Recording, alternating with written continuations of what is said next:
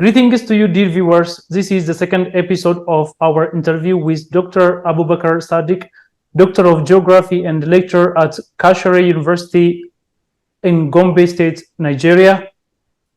Stay with us. What changes have you seen in Ethiopia's tangible contribution to the overall afforestation and reforestation? You see, Ethiopia has actually demonstrated a significant commitment to afforestation and reforestation. The country has implemented large-scale initiatives, including the Green Legacy initiative, which we have been talking about, with the aim of restoring forest cover and combating deforestation where it is obvious. And the government has set, ambitious target for tree planting, such as the goal of planting 4 billion, like I've said earlier, seedlings annually through the Green Legacy initiatives. Therefore, Ethiopia's efforts, have generated attention both nationally and globally. In 2019, for instance, when the country set a world record by planting around 350 million trees in a single day, which is far almost 3 times the population of Ethiopia. You know, therefore, these initiatives actually and the achievement have highlighted Ethiopia's commitment to addressing deforestation, climate change, and promote environmental sustainability. So Ethiopia is actually on the right track, and you know, it is doing some marvelous work that if other African countries can emulate, and definitely in the near future, Africa will be the, subject of discussion among the international communities. My last question about this green legacy and the climate change will be evaluation of the government's or Ethiopian government's commitment to developing climate resilient. So let me put it in question. How do you evaluate the government's commitment to developing climate resilient, regenerative agriculture and food system transforming? How do you evaluate this? Well, you see, Ethiopia's commitment to developing climate resilience, regenerative agriculture, and transforming food system to address multiple challenges is evident through various initiatives and policy measures. And here are some, key factors that indicate or that can be used to evaluate the government's commitments include: one, climate resilience agriculture, whereby Ethiopia recognized the need to adapt agriculture to changing climate conditions. The government has been, promoting climate smart agricultural practices such as conservation agriculture, agroforestry, and improved irrigation techniques. These, practices aim to enhance soil health, water efficiency, and crop resilience while reducing greenhouse gases. Similarly, sustainable land management is another way to evaluate the success or the climate, evaluate the government's commitment is through the sustainable land management, because these are all within the control of the government. Therefore, Ethiopia has been implementing sustainable land management practice to combat soil erosion, land degradation, and desertifications.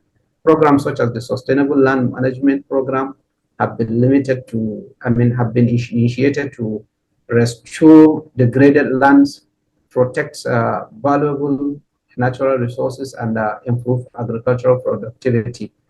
Third issue is the policy and strategy development, which is, if you have the two without this, I think there is a, it will be difficult for one to achieve, the desired goal. So policy and the strategy development, the Ethiopian government has developed policies and strategies that explicitly address climate resilient agriculture and food system.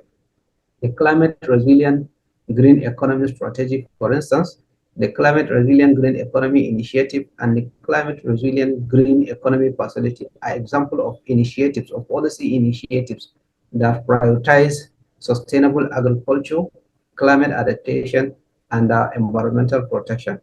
Then nutrition and food security. Ethiopia has been making effort to address nutrition and food security challenges. Programs like the Productive Safety Net, program and the house-grown school feeding program aim to improve access to nutritious food, enhance agricultural productivity, and build resilience in vulnerable communities. The last one is the community empowerment. The government has been actively, engaging local communities in agriculture and food system transformations, initiatives promoting farmer training, knowledge sharing, and community-based decision making, empowering farmers to adopt sustainable practice as well as improve productivity and strengthen resilience. So while these efforts, demonstrate the government's commitment, it is important to recognize that addressing complex challenges requires sustained investment. It also requires effective, implementation and continuous monitoring and evaluation. Additionally, ensuring the inclusion and participation of vulnerable communities, like smallholder farmers and marginalized groups is crucial, to achieving equitable as and sustainable outcomes.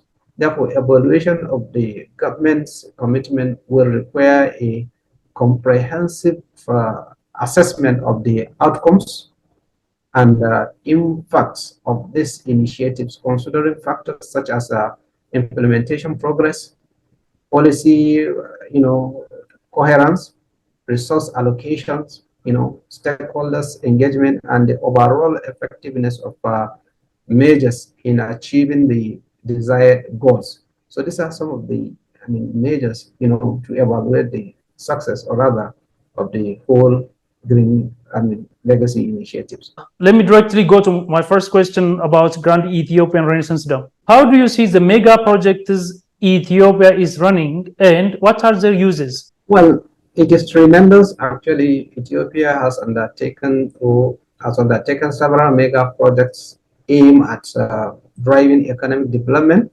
improving infrastructure, and addressing key challenges. While these projects, have potential benefit, they also come with various consideration and impact. So here is just a little bit of an overview. For instance, Grand Ethiopian Renaissance Dam is a large hydropower project on the Blue Nile, River. It aims to generate electricity, enhance energy security, and support industrialization. You have the Addis Ababa Djibouti Railway. You have the industrial park in Ethiopia. You have Djibouti Electric Railway. These are all some of the projects. These are mega projects demonstrate Ethiopia's ambition to promote economic development, regional integration, and infrastructure modernization. However, it is critical to assess their environmental, social, and economic impacts comprehensively. Thus, careful planning, stakeholder engagement, environmental sustainability, and social, inclusivity should be prioritized to ensure that the projects effectively, contribute to Ethiopia's long-term sustainable development goals while minimizing negative consequences, especially that of the climate change that we have spoken earlier. Initially, we have said that these projects were actually quite useful because they will end up in transforming Ethiopia's not only economic landscape but also the fiscal landscape. It will automatically change it because right now we need that, people actually need such kind of project. We need them in Africa because Africa can only achieve, development if we have such kind of mega project in our domiciliaries or in our home countries. So Ethiopia has gone ahead, in terms of providing such kind of mega project or infrastructures, not only to promote its development or economic development, but also provide, jobs, to its teeming population. As you can see that a lot of African populations are now being migrating to the Europe in search for the jobs. So while we have this kind of project in Africa, certainly Africans will not be going to any European countries for a job because we have opportunities in Africa. And the only way you can provide a job is when you provide this kind of infrastructures, because definitely they need maintenance, they need to be run, by the African. They need to be a lot of things. So Ethiopia has done a lot actually, and it is a kudos that some other countries can also emulate from Ethiopia. The Grand Ethiopian Renaissance Dam is one of the major projects Ethiopia is running, and all Ethiopians are participating in this construction from all over the world. What is it is uses for Ethiopia and for the other African countries? The project is actually of significant national importance for Ethiopia, and it has received considerable support and participation from Ethiopians both within and outside the country and in the diaspora, like I've said. So many Ethiopians consider the dam a source of national pride, as it represents a major infrastructure project aimed at addressing energy needs, promoting economic development and asserting Ethiopia's sovereignty over its water resources. Therefore, the contributions of the dam has attracted contributions from Ethiopians residing in different parts of the world. The Ethiopian government and the various organizations have facilitated opportunities for Ethiopians abroad to contribute financially, offer technical expertise, and participate in the project in different capacities. This participation actually, reflects the strong sense of national identity, unity, and collective responsibility among Ethiopians to support their country's development initiatives. What is the current status of the Grand Ethiopian Renaissance Dam? Well, the last time I've checked, it's like it's completed now, being the water being added into the dam.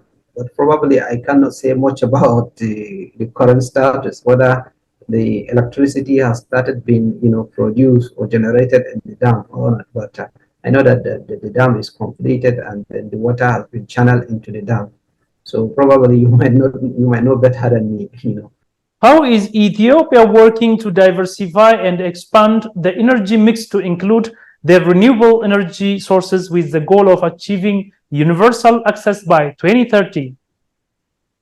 Well, Ethiopia has been, actively working to diversify and expand its energy mix by incorporating various renewable energy sources such as the solar, the wind, and other, renewable energy sources.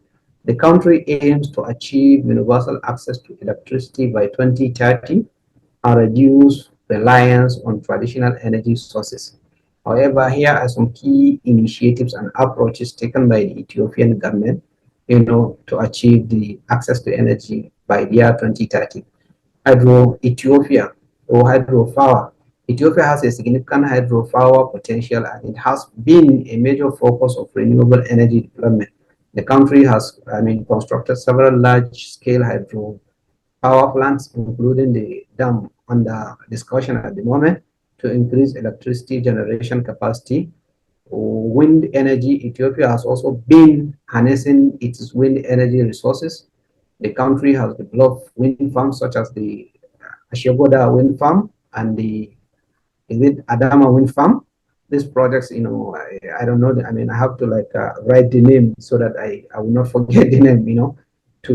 But the projects, contribute to the diversification of the energy mix and provide additional renewable energy generation capacity. Similarly, solar energy, Ethiopia has been promoting the development of solar energy, particularly for off-grid electrification.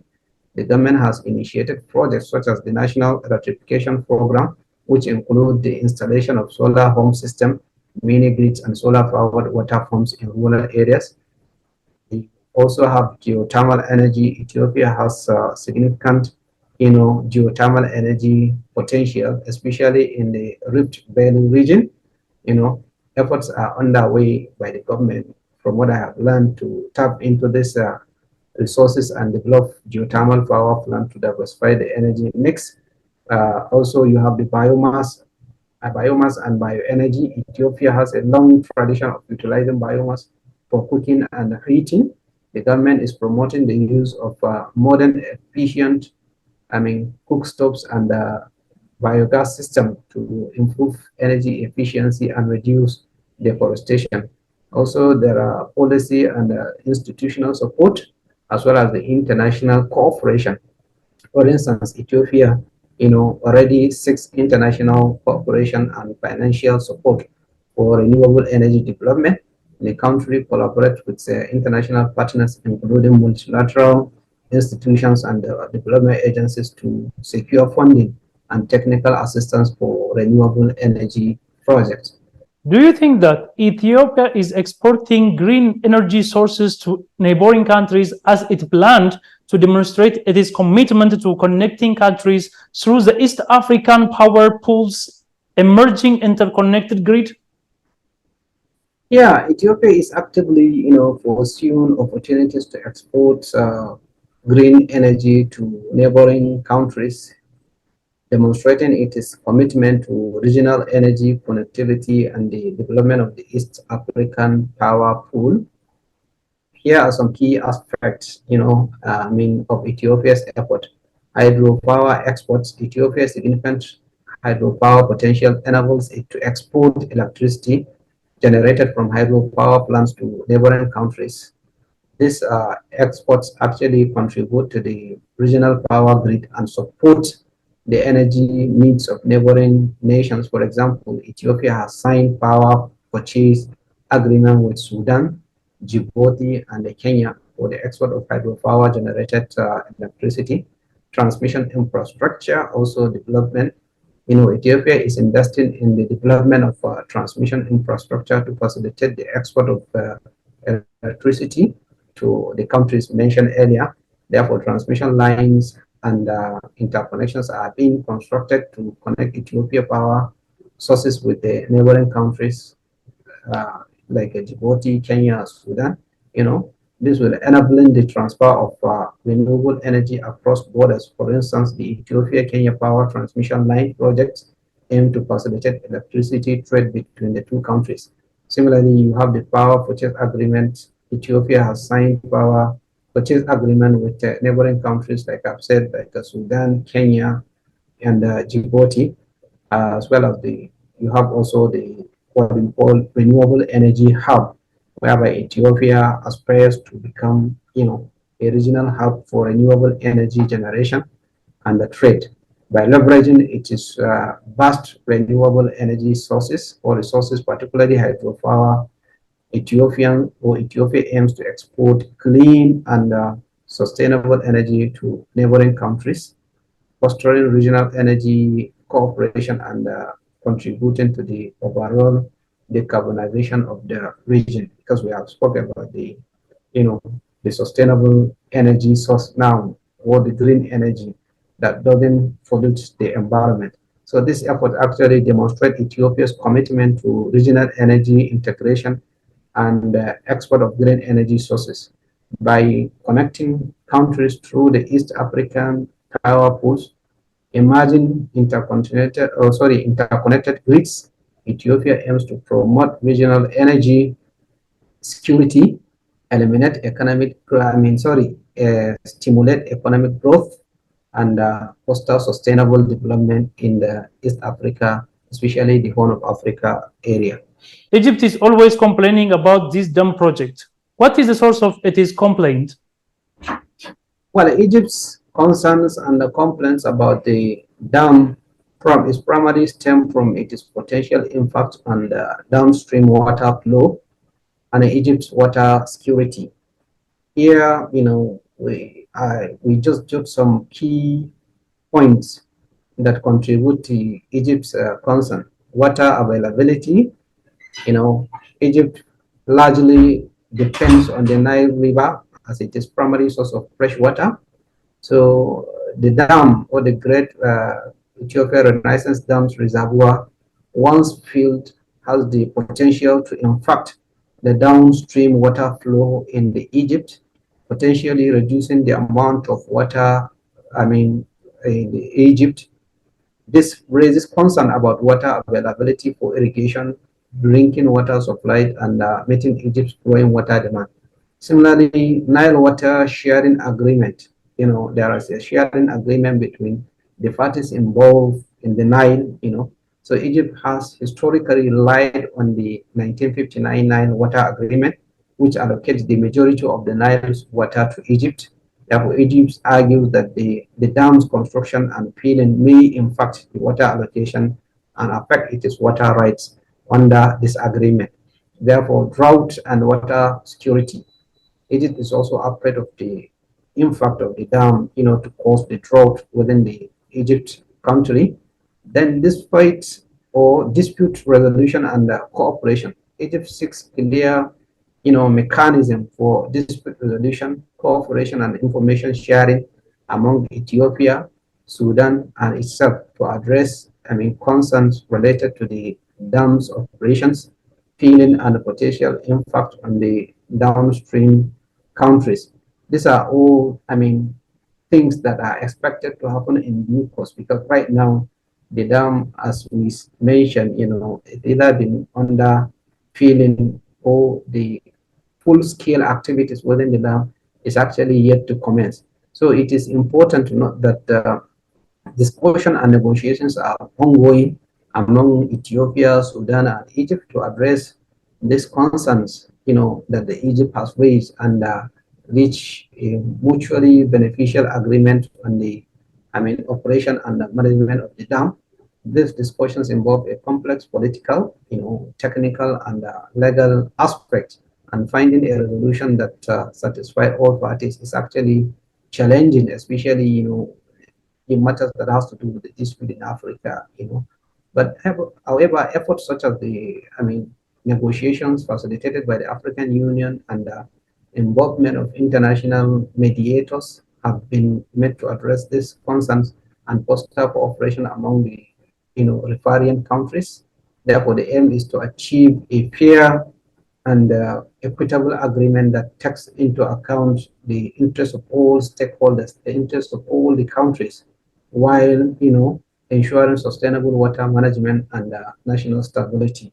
Egypt, Ethiopia, and Sudan agreed on the Declaration of Principles in 2015, allowing continuation of the construction of the Grand Ethiopian Renaissance Dam parallel to the negotiations. Why is Egypt now turning around to pressure Ethiopia to refrain from the construction of the dam? Well, like I have said a couple of seconds or minutes ago, the negotiations and the agreement related to the dam, has been a complex one and have evolved over time. While the Declaration of Principles in 2015 allowed for the continuation of the dam's construction parallel to negotiations, the specific concerns and the circumstances of each country have influenced their positions. Here are some of the factors that may help understand Egypt's current pressure on Ethiopia. We have mentioned that water security. Actually, every country is talking about the security. Not only we have spoken about the energy security, so water security is also very crucial to Egypt, because Egypt solely rely 99% on the River Nile for its water, irrigations, and other, water activities. So negotiation process, we said that the negotiation among Egypt, Ethiopia, and Sudan have been ongoing for years, with various rounds of talks, technical discussions, and diplomatic efforts. As negotiation progress, the positions and the strategies of the parties involved can evolve as well. Therefore, the changing dynamics and the developments in the negotiation process might lead to shift in the approaches and the tactics for each of the countries. And then the last one is the impact and mitigation measures. Egypt may be pressurizing Ethiopia, for example, to refrain from filling the dam until concerns about potential impact that we have mentioned about the water security, on the downstream countries are adequately addressed.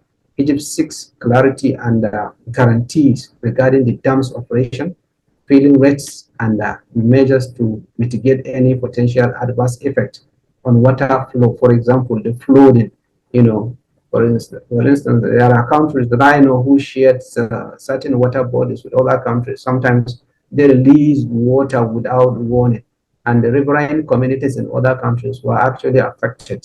So these are some of the concerns that the Egypt is actually still, pressurizing Ethiopia to try to give head to, so that at the end of the day, they can reach an amicable solutions to the whole problem. Therefore, integrating, issues that have to do with or it is important to note that negotiations and discussions among Ethiopia, Sudan, and Egypt are ongoing, and the position of the parties involved may continue to evolve. The aim is to find a mutual acceptable agreement that addresses the concerns and interests of all parties, ensuring sustainable water management and fostering regional cooperation and stability. We don't want anything to, like the war, to ensue between these countries. Dr. Abu Bakr Sadiq, Doctor of Geography and a lecturer at Federal University of Kashere, Gombe State, Nigeria. Thank you for your precious time. Thank you so much for having me. Dear our esteemed viewers, this is the end of our discussion. Thank you for joining.